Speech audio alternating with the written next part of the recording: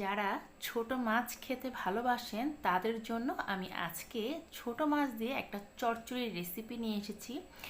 এই চচ্চড়িটা আমি কাচকি মাছ দিয়ে করব, তবে আপনারা চাইলে কাচকি মাছের পরিবর্তে যে কোনো ছোট মাছ দিয়ে এই রেসিপিটা করে নিতে পারেন।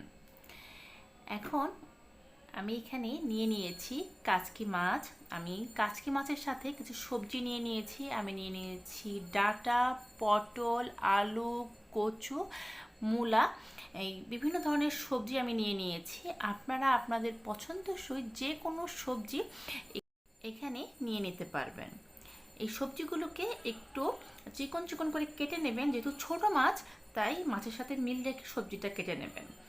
এখানে আমি কিছু কাচকি মাছ লবণ আর হলুদ দিয়ে একটু সামান্য তেলে ভেজে নিয়েছি, ভেজে উঠিয়ে নিয়েছি।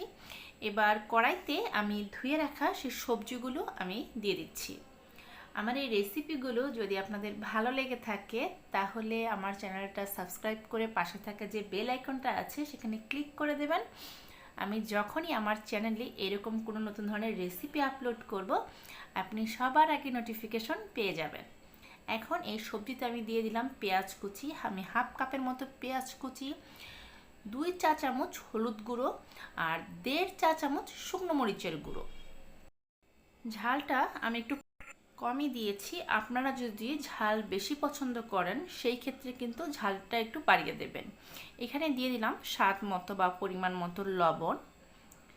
এখন এখানে আমি দিয়ে দেব 1 চামচ ভাজা জিরে গুঁড়ো। জিরে গুঁড়োর সাথে আমি এখানে দিয়ে দেব হাফ চামচের মতো ভাজা ধনে গুঁড়ো।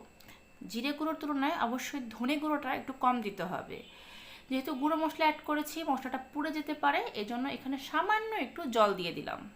আমি কিন্তু তেলটা এখনও অ্যাড করিনি। আমি সব কিছু খুব ভালোভাবে মিক্সড করে নিচ্ছি।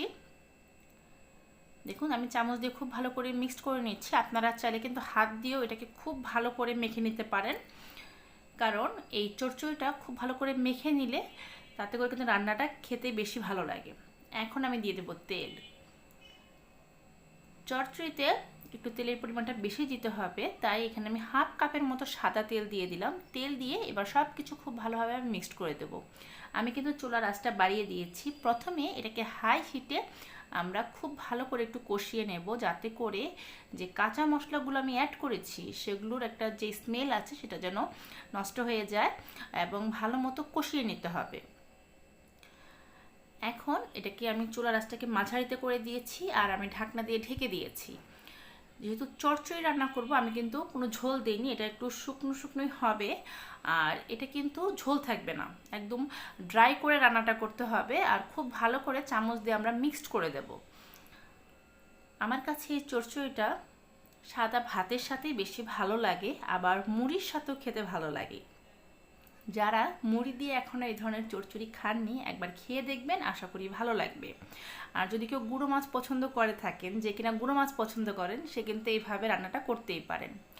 যখন হয়ে এসছে আমি এখানে ভেজে রাখা যে কাচকি মাছগুলো ছিল সেগুলো আমি দিয়ে দিয়েছি, দিয়ে খুব ভালো করে মিক্সড করে দিয়েছি।